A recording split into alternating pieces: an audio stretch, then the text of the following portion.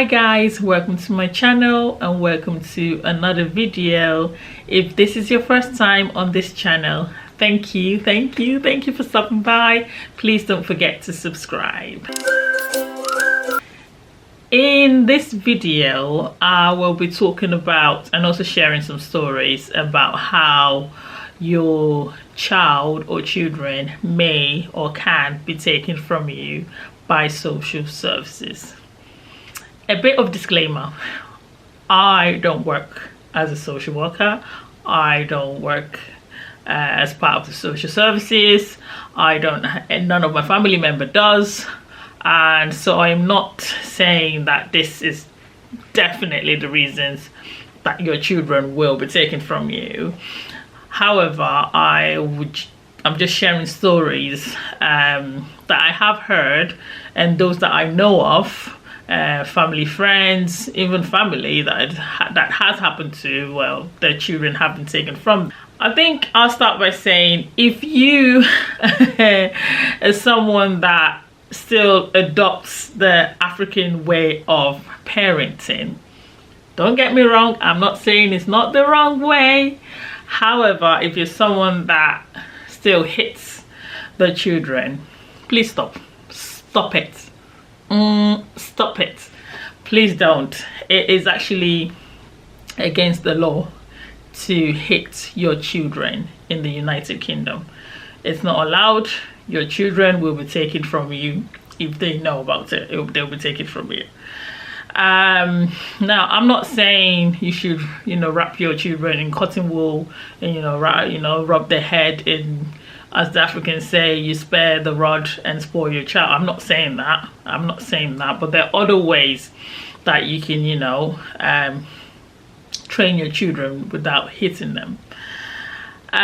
So yeah, please don't. And if you're someone that also, shout, you scream really loud at your children, and I'm not saying don't, but just don't, just know how, you need to just know how to pass a message across to your child.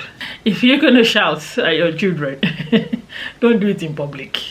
Do not do it in public, because you don't know who the person beside you is. That person could be a social worker, it could be a policeman, it could be a lawyer. You don't know. You have no idea. And so just be careful, that wherever you are and you're trying to scold your child, just do it in a way that wouldn't cause the next person to start staring at you and just wondering if you're abusing your child. I have seen this one happened in my eyes, like in front of me. I have seen a lady that was telling her son off. Now I know them. I knew the mother and the son, and that boy he's a tough one. And he was running around the shop, just just being a child, I guess, but climbing stuff. And she's been telling him, can you stop? And then I think she, you get to that point where suddenly she just tapped him. She was like, stop. And before you know it, you would even think that maybe social services are next door, like they've arrived. So this is what I say: perhaps the person next to her was or works with social services, and then they just call the office. I don't know. I don't even know how they appeared that day. They sure appeared. Like, I think the lady herself was confused for a bit. She was like, what's happening? And then they just said that they need to take the boy from her and then move it to one side and blah blah blah blah.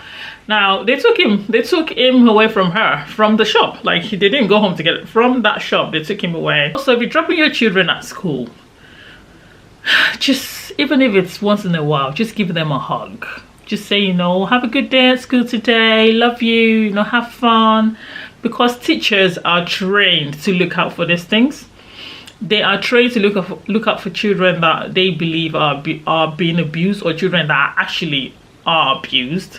They're trained to look for these things. So if your children is going to school looking really, really rough, or they look unkept, or they just look malnourished, or they're always hungry, or they're always tired, you know, things like that. They look out and they ask children questions.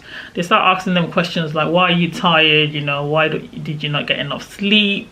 Or, you know, do you not eat properly? What did you have for breakfast? Did you have lunch? You know, they ask this question. So this country, two things that they like: old people and children. Those are their priorities. Those two are their priority. Old people, she shouted at her child, I'm going to take them. No, it's a combination of things and how complex your situation is. So if you're someone like, you know, like I said, you hit your child and they've got like a big bruise, like a swollen eye, or you've got like a scar somewhere, they will take it. They will take your child. And not just your child, not just the child that you hurt. Every children in that household will be taken away. Every children under the age of 17 will be taken away. Because when you go for this appointment, do not let them know you're agitated or, you know, angry with what they're saying. Just take it in. If you need to challenge something, just challenge it gently. Don't be like, I don't believe what you're. They will record it and say, they can say something like, you know, she's emotionally unbalanced. They have words that they use that would be are a big deal. Are actually a big deal when it comes to children. So if your child doesn't do homework, for example, if you don't attend PTA meetings, you know, you don't talk to the teachers and ask how they're getting on, or you go to a meeting and you say something like, so you're only getting 20 out of 100, Abby? What about Abadele? When we get home, you say, or something like that. It's the way you are towards your child. Cumulatively, they become a big, massive issue.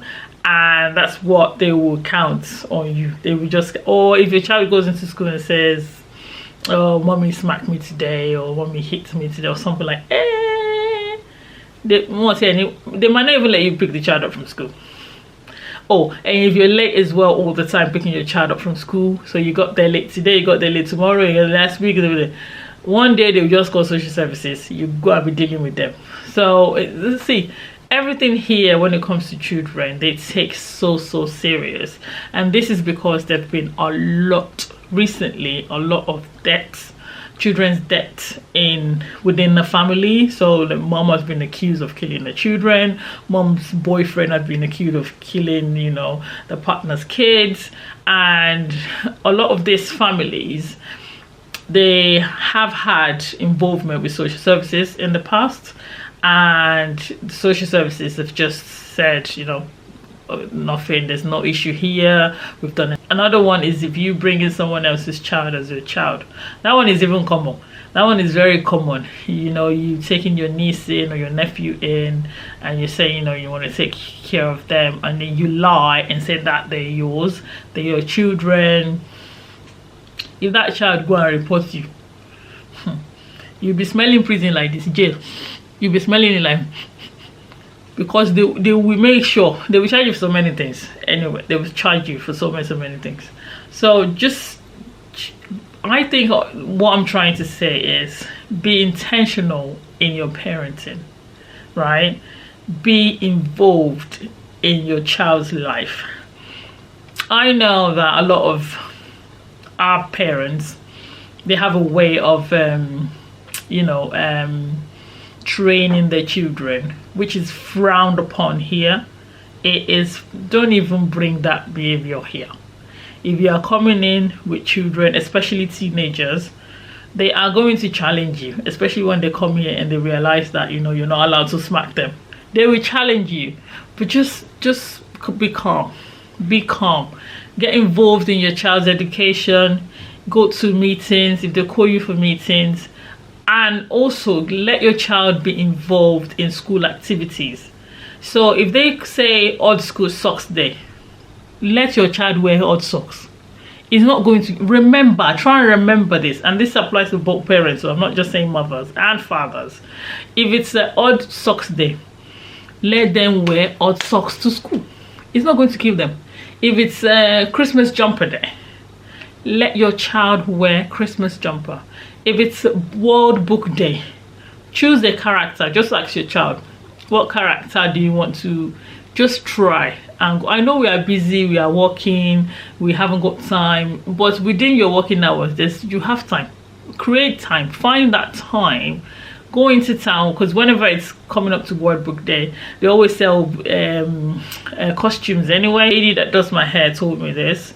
She said her friend of theirs, their kids, they had the 6 weeks summer break, went on holiday, and the summer holiday, and then after 6 weeks they went back to school, and then the teacher was asking every child in class, like, how did you, what did you do for your summer break? And Igbo people, even if it's ordinary going to town, they'll make it sound so cool and so nice. Everyone had a story, everyone did something during the summer break, except these African children. And the teacher asked them what they did. The kids said nothing. Why? Because my parents were working all the time. So they invited the parents in for a meeting, and the parents said yes, they were working. So they asked them who was looking after your children while you were working, because it's against the law to leave children under the age of 12 at home at any time, and under the age of 16 overnight. The parents said, the friend was looking after the kids while they were working. And they asked them, why did you not do anything for the summer? And the parents said they couldn't afford it. And then the teachers were like, well, there was teachers and social services involved. And then they said, well, we're not saying take them on holiday, like abroad. You could go to, if you live in London, for example, go to London Zoo for a day, or take them to Sea Life. It's not that expensive. Or take them to the museum that is free. Do something. Take them out to the park. Take them to McDonald's. They said that, they need to change, and they were going to come back in a few months and do another assessment. And if things hasn't improved, then they'll be talking about maybe taking the children and placing them in foster care, or putting them in care homes and things that you don't want. So the lady was saying that her friend now, every three days, guys, let's go to McDonald's. Let your children to appointments. See, even if your child doesn't need to go to the GP, just take them once. Oh, she's complaining about chest, do something, just take them. It's record. They need to know that you're taking your child to get checked up, and if you don't go, they just think that maybe you're just keeping them at home, or there's something wrong with them or something. Just try. And also, they always send an appointment anyway, even if it's just to get weighed, to get the height checked and eye test. They always send appointments for something. Always take your children to these appointments. Always take them to this appointment. And so the lady that does my hair was telling me this happened to her actually. Her daughter, when her daughter was 1, now her daughter of hers is now 18, so this happened about 17 years ago in the UK. Her daughter, she made tea for a customer, and her daughter, who was 1 at the time, reached up, grabbed it, and it spilled all over her. So they went to hospital. Luckily, the doctor that they met was an African doctor. Obviously looked at the burns and everything, and he then said to her, I don't know, but this was, like I said, 17 years ago. So the African doctor told her that they have a red book in hospital where this might now be electronic, I don't know, so it might be recorded electronically, who knows. But they shall have a book where they record incidents. So anything incident that involves children is recorded in this book. And then he said, if your name appears in that book, your child's name or your children's name appear in that book 3 times, social services is coming. 3 times. Social services is coming. So I get a lot of people get worried to take their children to hospital. If something happens, they say, Lamura boy, let us help you see. I get it. However, even if social services get involved, they're not always right. Don't get me wrong. I'm not saying that they will come and be like, yeah. They will take your children away if they want to. It's up to you to fight it. You know, it's up to you to fight it. So if you have a child that is very playful and is always banging his head, or, you know, falls in the pack on his face, and all you need to just say is, this is what happened. And sometimes the injuries, they can tell, the doctors can tell, because if it's consistent to a fall in a park, or you know, they hit their face at home, or you know, they can always tell. However, sometimes they get bruises that you can't really tell how they get it. That's where issues start arising. So always take them to appointments, and if they have an injury or something, take them and just explain what it is. I know there's always that fear of social services, but please, it's better you take them to these appointments than not, because that makes things worse. So I hope you guys have learned one or two things from my video. If you have any questions, please let me know, and please don't forget to subscribe, and I'll see you in my next one.